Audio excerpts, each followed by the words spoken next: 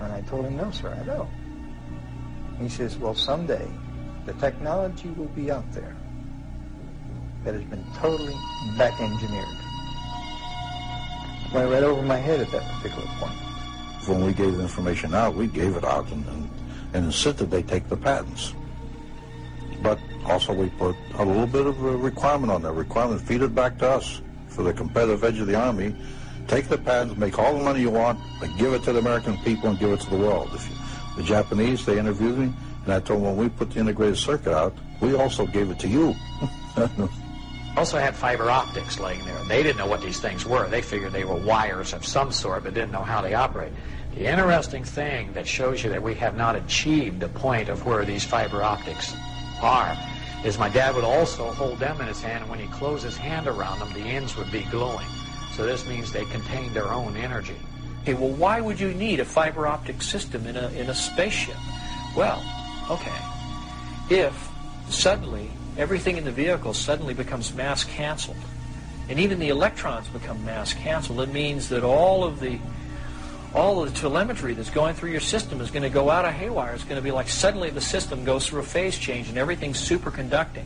Why use fiber optics? Because photons have no mass, supposedly. So they're unaffected. So it means that any information, any telemetry that you send back and forth to your computer, it doesn't matter if the computer functions at the superconducting level because it just makes it faster, more efficient, smarter. But you want to be able to control the aircraft so it doesn't crash. What's the best way to do with fiber optics? A second innovation involves the delicate task of monitoring composite surfaces against pressure, stress, strain, and chemical decomposition. This is often achieved through a series of Bragg rating sensors located along lengths of fiber optics which are embedded into composite materials. However, NASA has increased the sensing locations exponentially from what is currently available. Applications for the macrofiber composite are almost limitless. They had a big black curtain that divided the hangar into two different areas, and that behind these curtains was another big area, and inside this area they had all the lights turned off, and they go in, they turn the lights on, and here are 3 flying saucers floating off the floor. No cables suspended from the ceiling holding them up, no landing gear underneath, just floating, hovering above the floor. Deanne Divis with United Press International. Could you please address the vehicle that there was a drawing displayed of? Why would this vehicle be on display at an air show? He said there were 3 vehicles. The first one, the smallest one, the one was partially taken apart, the one that was shown in the video that was running in this hangar, November 12, 1988 at Norton Air Force Base, was about 24 feet in diameter at its widest part, right at the base of that flange. In a few instances, I can say there are clearly over-unity electromagnetic devices, things that produce more electrical energy out than in.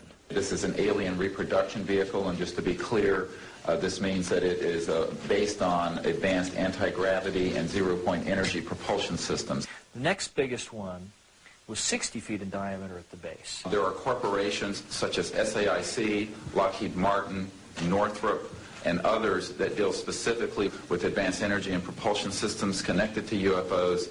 And I think that what has happened, from the best we can tell, is that we have lost control of these projects from a constitutional law perspective because the infrastructure within military intelligence and corporate channels is so well funded. Oh, by the way, and the largest of 3 vehicles was about 120 to 130 feet in diameter. And that's massive. Think about it. It's just huge. The reason it's called alien reproduction vehicle is that it's based on the study of extraterrestrial vehicles, but it is manufactured by human military intelligence, aerospace contracting arrangements. We are not in Kansas anymore.